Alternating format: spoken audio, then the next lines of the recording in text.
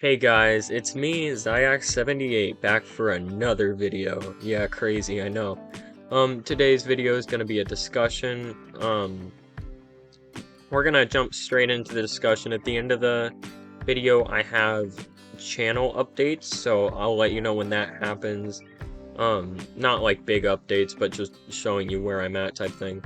And tomorrow, if you don't want to watch this, there is going to be some gameplay coming out. Anyways, let's get on with the discussion. So this is going to be purely non-gameplay things. We are talking about the stores and the payable content in between DVD and VHS, because the gameplay is way too different to compare. A lot of people have already done it, and it's like, okay. So, the first thing, my first point, DVD costs money, and VHS is free.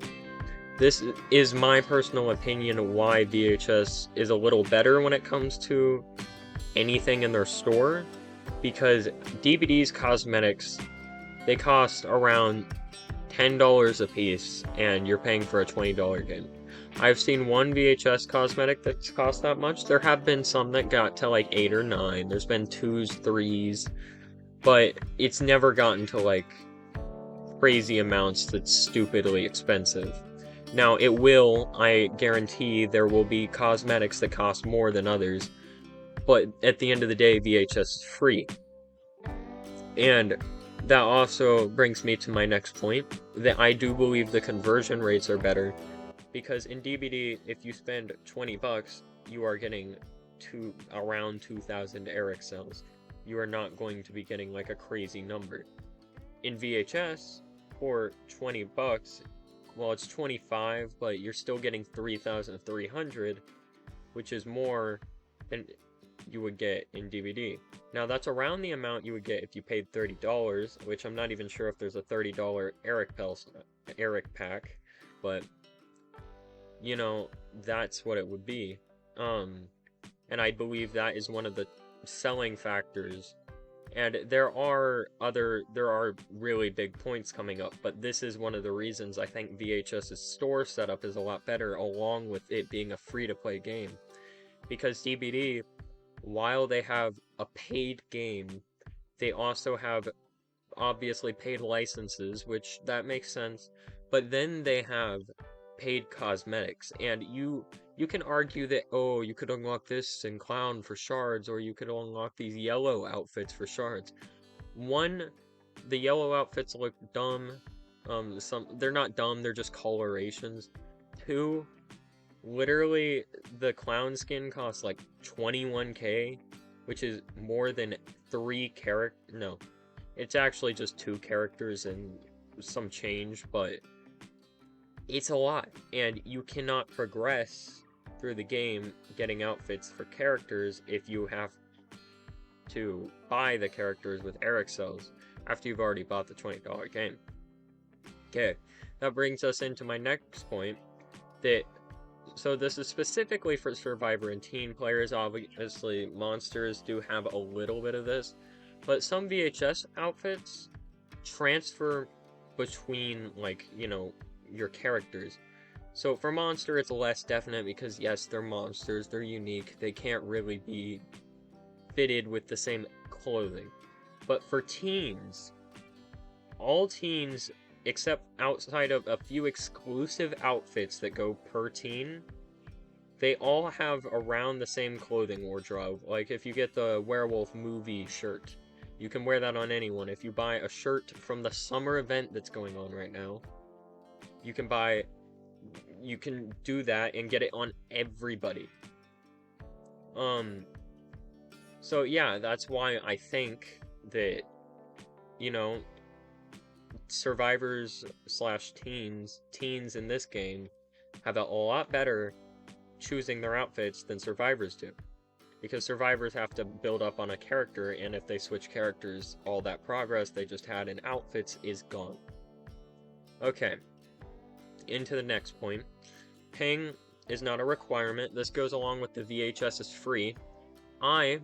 Until I got the Founders Pack, which you know, I made a joke about it in the last video, but obviously I bought it because I'm willing to support this game, and I'm willing to support all it has, because I feel that it is a great game with great potential and great devs. But paying is not a requirement in this game. If you go through and you spend your flux smart, of course, once the new chapters come out, you'll want to save up for those. But even if you just grinded the game a little bit and you would get those characters.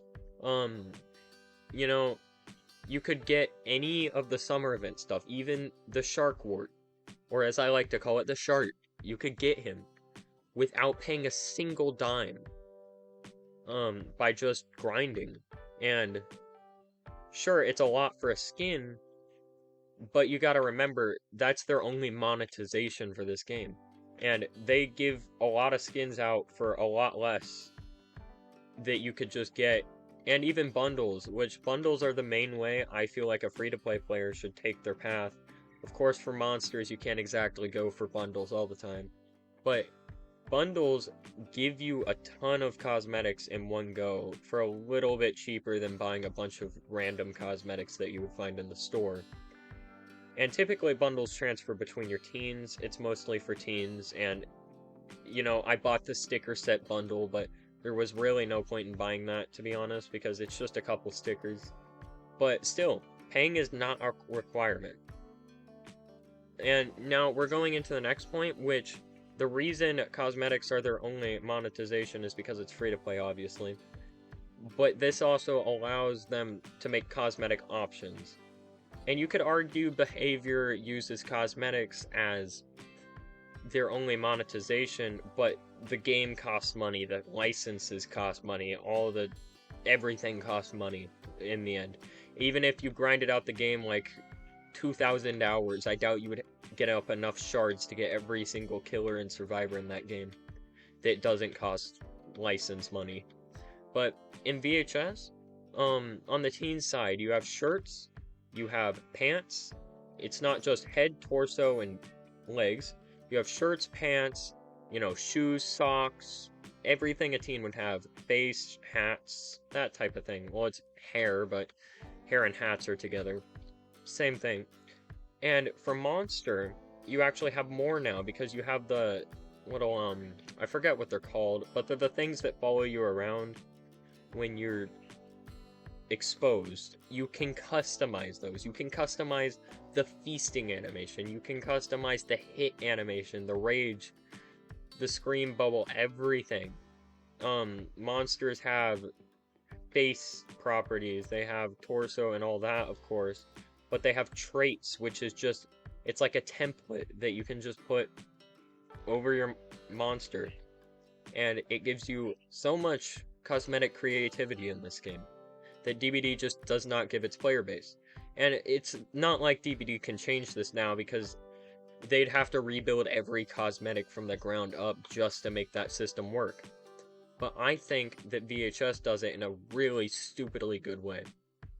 And finally, the last thing I will give for my points on why I think VHS's store is better is that there are free, earnable cosmetics.